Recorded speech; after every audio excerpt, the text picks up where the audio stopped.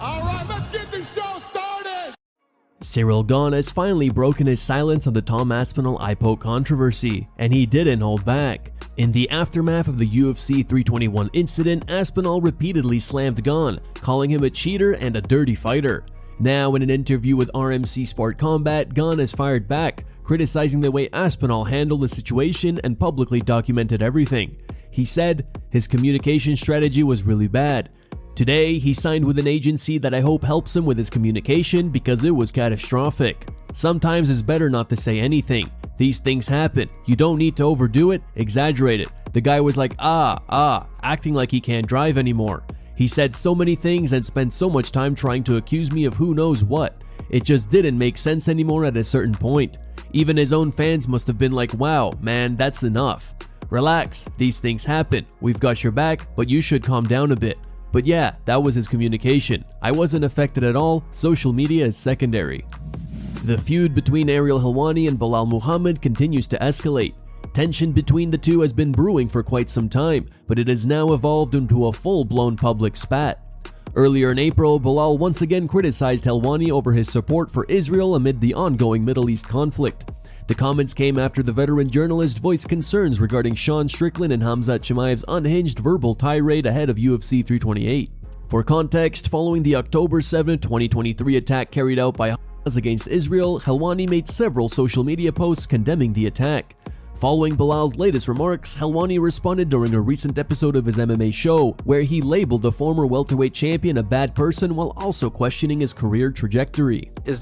Shortly after, Belal fired back, tweeting, "The person celebrating kids dying and is saying I'm not a good person, a parent that can watch kids suffer and give excuses for it and look for reasons to justify it is the worst type of person in the world. It's not human.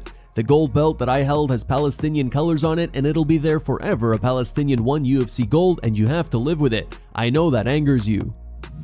A very controversial figure could reportedly be in attendance at UFC 328. Fans have been expecting tensions between Khamzat Chimaev and Strickland to boil over before Saturday night, especially after Strickland recently claimed he would shoot Chimaev and his team if they attempted to jump him during fight week. With the UFC reportedly increasing security to an all-time high, Chimaev's teammates have also been warned against doing anything that could jeopardize the fight. But it seems Team Chimaev may not have much to worry about. According to a post from the Show Me the Money podcast, hosted by Renato Moicano and Gilbert Burns, Chechen leader Ramzan Kadyrov could end up being in Chimaev's corner at UFC 328. The post was liked by Khamzat himself. Luke Rockhold, who has been part of Chimaev's training camp for UFC 328, also revealed during an interview with Ariel Helwani that he's heard rumors Kadyrov may be in Chimaev's corner for the fight. However, that scenario appears highly unlikely, as Ramzan Kadyrov is believed to be subject to sanctions that would prevent him from entering the United States. That said, Khamzat Chimaev himself has faced multiple visa-related issues over the past few years, which at times put his UFC fights in doubt. However, since Donald Trump returned to the presidency, those complications appear to have eased. The last UFC event Chimaev is known to have attended was in 2019, when Khabib Nurmagomedov faced Dustin Poirier in Abu Dhabi. Dillon. On Wednesday, Topuria, Alex Pereira, Justin Gaethje, and Ciryl Gane met President Donald Trump at the Oval Office. Topuria and Pereira stood to Trump's right, while Gaethje and Gane stood to his left. On the desk was a specially designed UFC title created for the occasion, featuring the American flag and highlighting the upcoming 250th Independence Day on July 4th. During the meeting, Topuria had a few lighthearted exchanges with Trump, even asking why he had given his friend the toughest possible matchup, hinting that things may not end well for Gaethje on fight night, as many are already predicting. And a friend of mine, Justin Gaethje, he loves his country so much. Thank you so very much. Thank you very much. And I never thought you would be so kind. Well, I have a false image. Yeah. And why do you wanted to give the toughest test to you, to friend of you? To which? A friend of you. You said he's friend of you. Oh, yeah. You wanted to give him the You know, that's what I want. You know your opponent very well, very tough. I know him, How do you very think? tough opponent. Do you feel good? Very good. What are your chances of winning? Me? Yeah? I have complete faith. 100%. That's why you're here. And they believe that too. Would you like to And say I hope something? he has the same faith. That's right. That's going to make an amazing fight. It's going to be great, yeah. Trump also appeared surprised by the size of Alex Pereira's hand after shaking it. Would you like to say something? Queria agradecer a oportunidade de estar lutando na Casa Branca, como o senhor falou. evento único onde todos queriam estar lutando e a gente está fazendo parte desse feito tão especial. I would like to thank the opportunity to be fighting on the White House. We know it's a special event that everybody would like to be present to make it feel special. Thank you. Thank you very much. One of the greatest punches in the history of the business. And just shook his hand. He has a large hand. That's a powerful hand to take.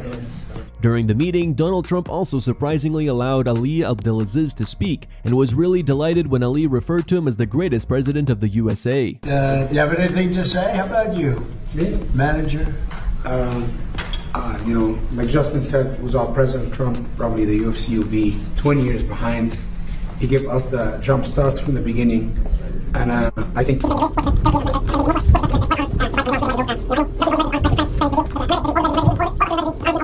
it's an honor to have a president actually welcome the people. You know, welcome the people. Most of the presidents are just too good to do other things to other people, but this is the greatest president of all the time, any country, any world, and any time. And thank you, President Trump. I tell you, I like it. I made a good move by asking him to say that. That was very good. Thank you. I really do. I appreciate it. Well, you're one of the greats and one of the great managers too, and a very good friend of a very special fighter that we know, right? Yes, sir. Khabib.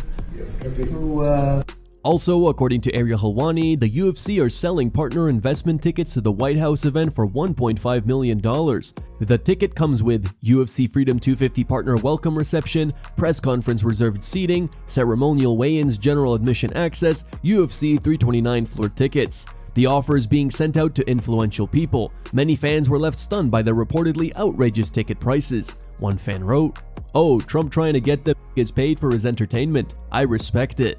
But Dana said they're not making a penny off this. What happened? What kind of ticket deal is that? They need to offer more for that price. What the f? Another fan tweeted, "For $1.5 million, I should be able to jack off in the Oval Office." Wow, at Dana White, really giving the loyal fans all he sold us. You get over across the street in the park and watch it on TV. Why would anyone waste their money for that? But I will guess Jake and Logan will be there. Two guys that trash him. What a joke.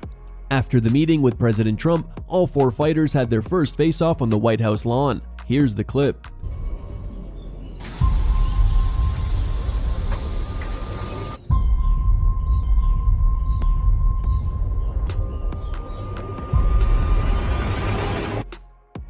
Here are the top 3 memes found on the internet. Number 3 meme was posted by Gig Infinity. Number 2 meme was posted by Avid Runner 84.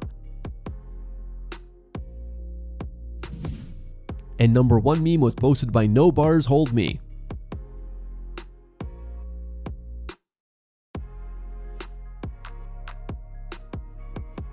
Thank you guys for watching. Don't forget to like this video and subscribe to the channel for your daily dose of MMA. Catch you tomorrow.